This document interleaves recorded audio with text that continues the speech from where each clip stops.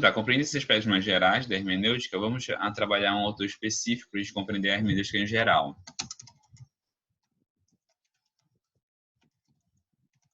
Gadamer. Ou Gadamer. Tá, olha só. Para alguns pontos sobre Gadamer, né? A gente vai fazer uma análise histórica sobre esse desenvolvimento da hermenêutica para propor uma concepção mais atual e mais filosófica. Então, Gadamer vai usar o exemplo da tradução.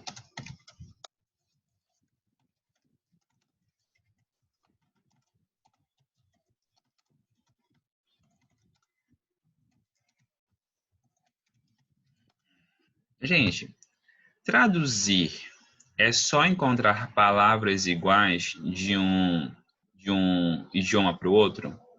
É isso que consiste a tradução?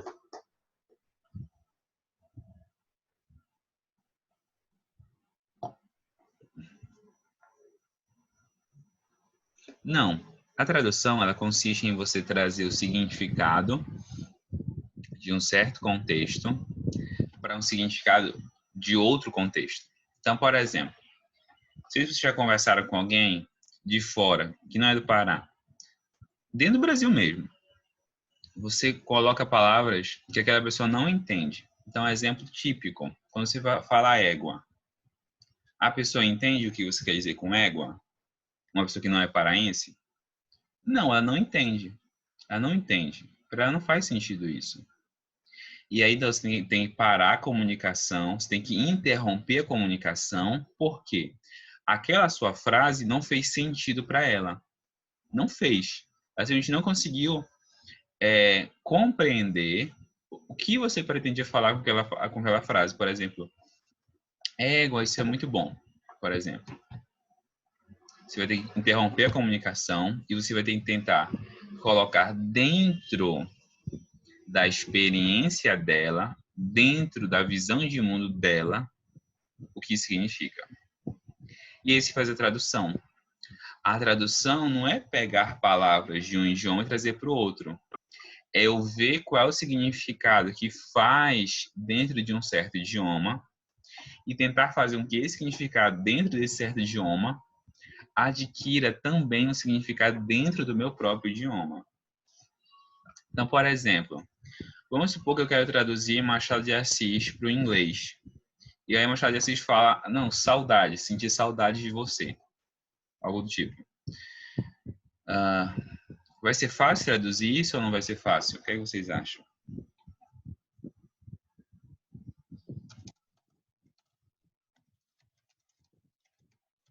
Não vai ser fácil. Por que não? Porque a tarefa do tradutor é, claro, em primeiro momento encontrar palavras, só que muitas vezes não existem palavras. Saudade é uma palavra que só existe em português. Como é que eu traduzo saudade?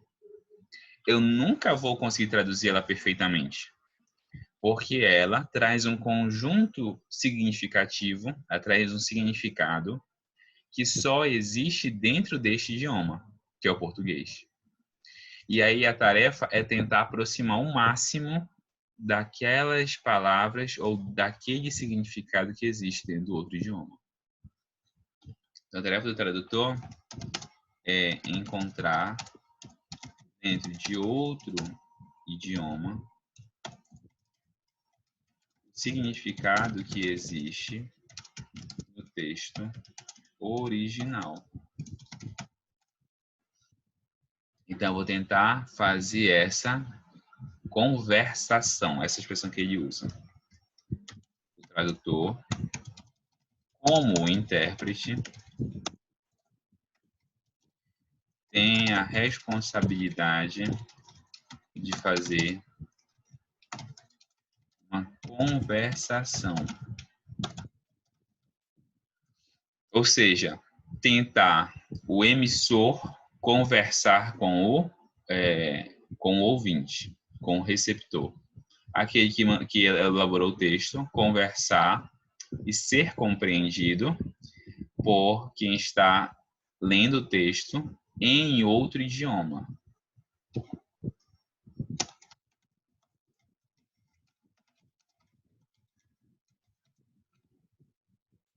Tá ficando claro isso aqui? Esse exemplo fica claro para vocês? Se nunca respondem, então eu vou seguir a vida. E aí vai dizer assim, qual é o grande desafio? O grande desafio é uma palavrinha chamada horizonte hermenêutico. O que é o horizonte hermenêutico, gente? É o seguinte, todos nós temos... Todos nós vivemos dentro de uma série de perspectivas. Isso está associado a uma palavra que eu vou entrar logo, que é chamado preconceito.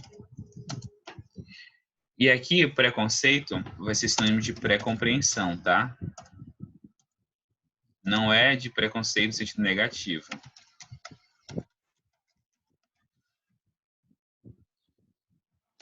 Olha só, às vezes eu falo palavras que vocês não entendem. Então, às vezes eu falo assim, outro dia eu estava falando o quê? Taxatividade. Falei, taxatividade.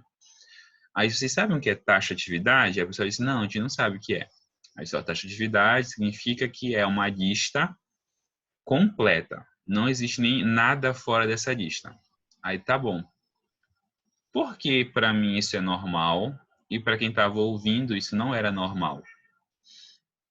Porque os nossos horizontes hermenêuticos são diferentes.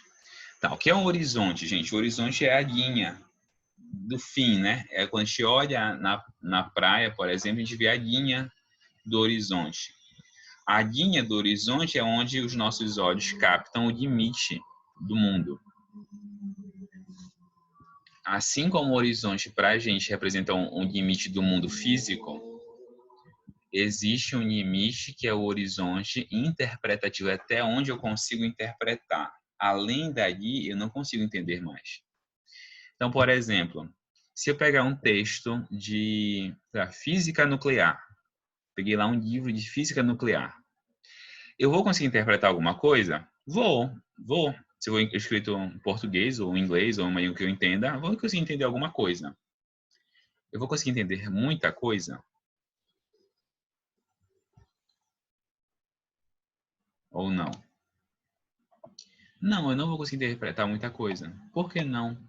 Porque está além do meu horizonte hermenêutico. Eu não domino os conceitos, as palavras, eu não domino quase nada daquilo. Então, o livro está muito longe de mim. Eu vejo ele além do meu limite hermenêutico, daquilo que eu consigo compreender. Todas as pessoas possuem o mesmo horizonte hermenêutico, gente?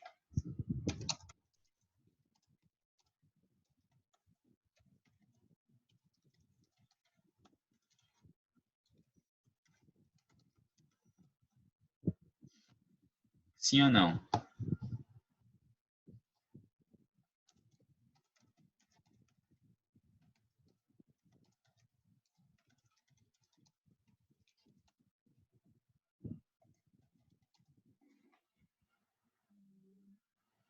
Exatamente, Tainá. Exatamente.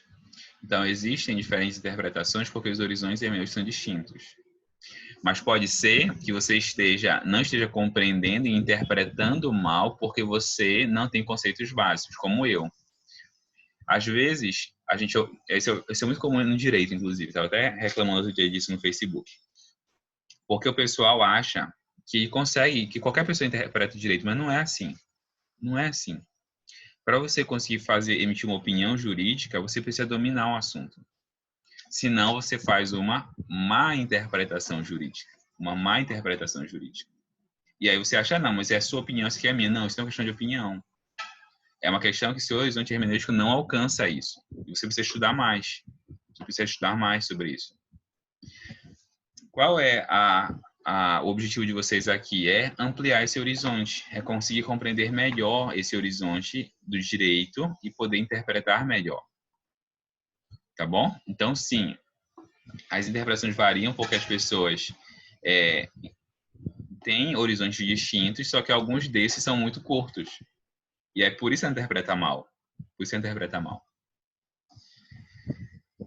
Gente, em uma conversa,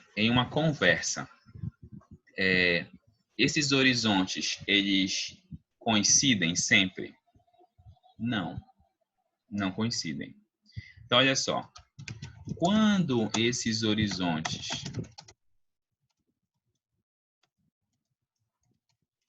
coincidem,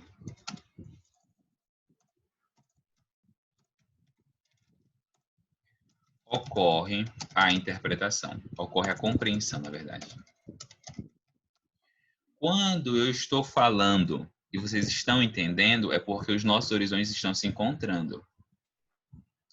Quando eu falo e vocês não entendem, os nossos horizontes não se encontraram. Então, assim, olha só. Se eu for conversar com vocês sobre, deixa eu ver, a cultura paraense, os nossos horizontes vão se encontrar? Sim ou não?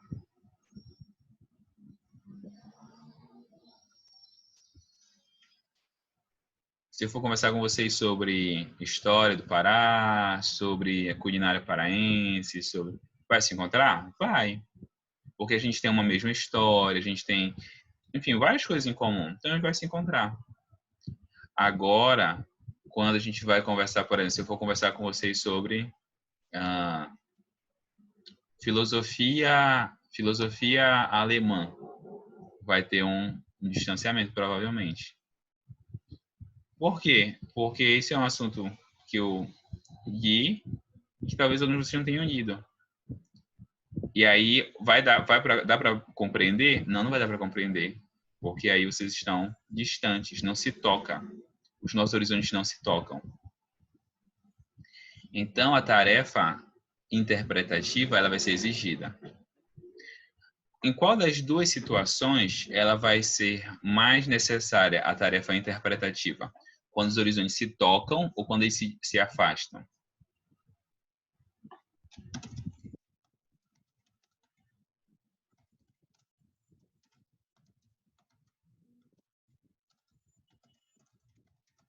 Perfeito. Quando eles estão distantes, a interpretação ela é mais necessária.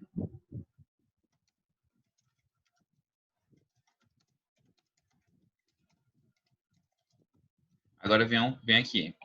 Existe alguma situação no qual não seja necessária a interpretação? Aí eu já respondo a vocês. Não, não existe. Porque os horizontes, eles se tocam, mas eles nunca são exatamente iguais. Então, por exemplo, vamos supor que eu converso... Deixa eu ver, quem é o professor de vocês de História do Direito? A Guilherme, né?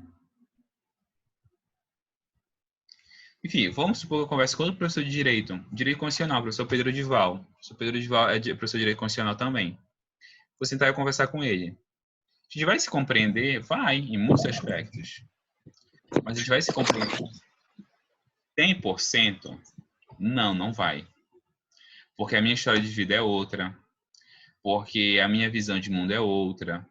Porque eu li outras coisas e leu outras. Então, os horizontes hermenêuticos, eles nunca se tocam totalmente. Eles se aproximam, mas eles nunca são iguais. Sempre há uma distância entre os dois. Entre eu e vocês. Então, por exemplo, for conversar com a Tainá. Posso, de repente, a Tainá pode dominar um assunto. A Tainá gosta de política brasileira. A gente pode conversar e entender muita coisa em comum. Mas nunca vai ser uma interpretação 100%. Nunca vai ser uma compreensão 100%. Por que não? Porque nossos horizontes são distintos. Portanto, esses horizontes nunca coincidem integralmente. Por isso, a interpretação sempre será necessária. Tá bom? Sempre você interpretar alguma coisa. Por que isso? Porque sempre eu vou estar distante do autor. Sempre eu vou estar distante do texto. Então, por exemplo, se eu for interpretar o Código Penal. O Código Penal é de 1940. Eu posso aplicar como se ele tivesse sido feito ontem? Não, não posso. E é de 40. Tá? Além disso, gente, eu preciso trabalhar um outro conceito que é o preconceito ou a pré-compreensão. Gente, toda vez que eu interpreto, eu nunca interpreto do zero.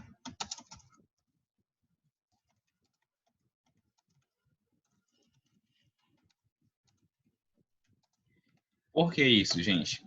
Porque ninguém é uma tábula rasa. Já ouviu essa expressão? O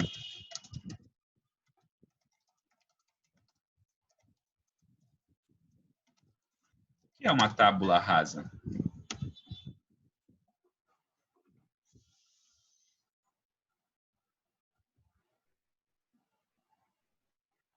Tábula rasa quer dizer aquilo que é limpo, que não tem conceito nenhum, que parte do zero. Tábula rasa seria alguém que não tem nenhum tipo de opinião formada. Isso não existe. Por que não? Porque todos nós já temos opiniões, todos nós já temos visões, todos nós já temos conceitos. Por exemplo, quando eu falo caneta, caneta.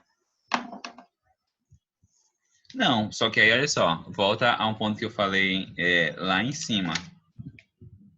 Quando a gente está falando aqui, Matheus, a gente está falando de linguagem. Todo aquele que tem linguagem traz em si algum tipo de visão, algum conceito. O que é preconceito ou pré-compreensão? É quando você já tem um conceito formado, ou quando você já compreende algo. Exemplo, se eu ensino um bebê a diferença entre, se eu ensino um bebê o conceito de caneta, e ele compreendeu corretamente, aí eu apresento para ele esses dois objetos. Ele vai chamar os dois objetos de caneta se ele passou por esse processo de aprendizado da linguagem.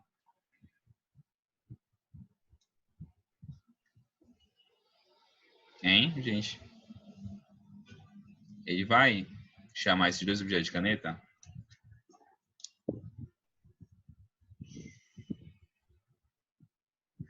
Não. Isso aqui é uma caneta, mas isso aqui é uma lapiseira. Poxa, o que significa isso, professor? Que quando eu falar para ele, não, isso aqui, eu fui lá e peguei a caneta. Ele já vai fazer, ele fez isso. Eu já sei o que foi que ele fez. Isso é normal, gente. Nós já temos esses conceitos pré-formatados. Isso aqui é um exemplo simples, tá? Mas pode ser um exemplo mais complexo, por exemplo. Vou dar um exemplo, aquele exemplo que é o preconceito que a gente diz assim, é preconcebido mesmo. Então, assim, você está na rua e aí você está na rua sozinho e aí passaram dois caras numa bicicleta. Eles passaram e depois voltaram. Qual é o preconceito que forma na hora? Assalto. Assalto. Gente, por que isso ocorre? Porque você já tem na nossa cultura, quando isso normalmente ocorre, eu já sei que provavelmente eles vão tentar tirar alguma coisa de mim. Ou seja, já existem conceitos pré-formatados. E isso aqui exatamente, caso dois numa moto, pode ser também. Olha só, gente, isso aqui ocorre com todo mundo, não existe ninguém livre disso. Toda e qualquer pessoa. E aí eu vou colocar aqui essa ressalva que o Matheus colocou. Que faça uso da linguagem.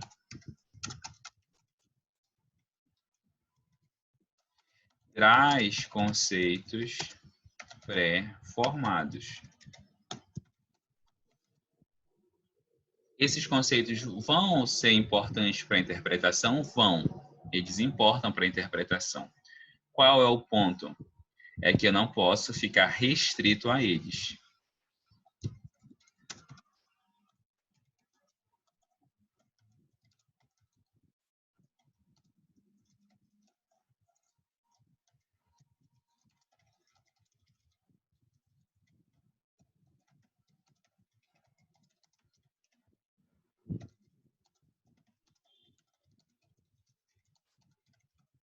Então, você vai interpretar, você vai ter essa pré-compreensão de mundo? Vai. Mas você pode ficar restrita a ela? Não. Você tem que refletir sobre ela. Dizer, será que ela confere? Será que ela não confere? Foi aquele exemplo que eu dei sobre matar alguém. Então, matar alguém sempre foi interpretado como mataram um ser humano. Isso é uma pré-compreensão que a gente já tem.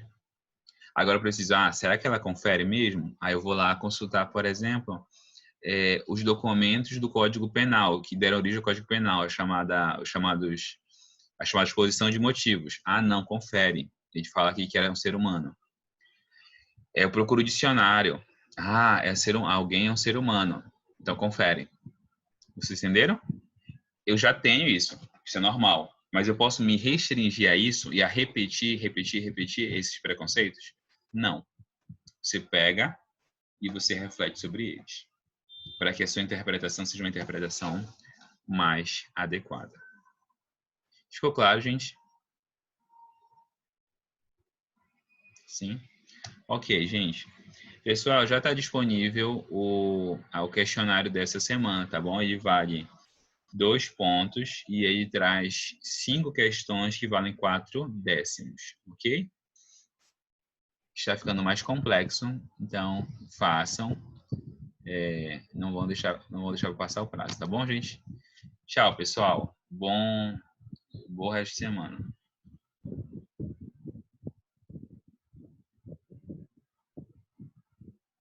Não, pois é, um bom ponto. Deixa eu só responder para a Tainá aqui. Tainá disse, professor, quem já foi assaltado, não tem como se livrar desse preconceito. E assim, não está errado. Então, por exemplo, você vê isso. Você tem que tomar cuidado. Por exemplo, eu vejo isso e aí eu vejo que eu tenho um local onde eu posso entrar e posso ficar seguro. Sim, isso está certo, você tem que agir assim mesmo. O preconceito, ele te protege. Então, olha só. Exemplo simples. A criança vai lá e coloca o dedo na tomada. Ela leva um choque. Ok. Ela vai fazer isso de novo? Não, porque ela já sabe. O preconceito é isso. Você aprendeu e você não vai fazer isso de novo. O que você não pode fazer por exemplo, aí você foi lá e se protegeu. Você pode dizer, aqueles dois com certeza eram assaltantes. Não, isso você não pode fazer. Tá entendendo? Você pode se proteger, você pode dizer, olha, pelo contexto, talvez eles fossem assaltantes. Eu me protegi, foi melhor. Mas eu não posso emitir um juízo de certeza sobre se eles eram ou não eram assaltantes. Assim, a gente vive, tem um exemplo assim, a gente vive sobre ombros de gigantes, Tainá. A gente vive com base, como se tivesse uma pessoa carregando a gente. A gente vive com base em conceitos que já existem desde sempre. Então, sim, proteção da vida, a forma como eu me expresso. Tudo isso não foi algo que eu inventei. Eu estou em uma sociedade que me ensina esses conceitos pré-concebidos. Ela me ensina isso. Isso é normal. De novo, o preconceito, neste sentido que a gente chama de preconceito gadameriano, não é errado, não é ruim. Pode ser ruim? Pode, se você não refletir sobre ele. Ele pode ser algo ruim, mas ele não é necessariamente ruim. Tá bom?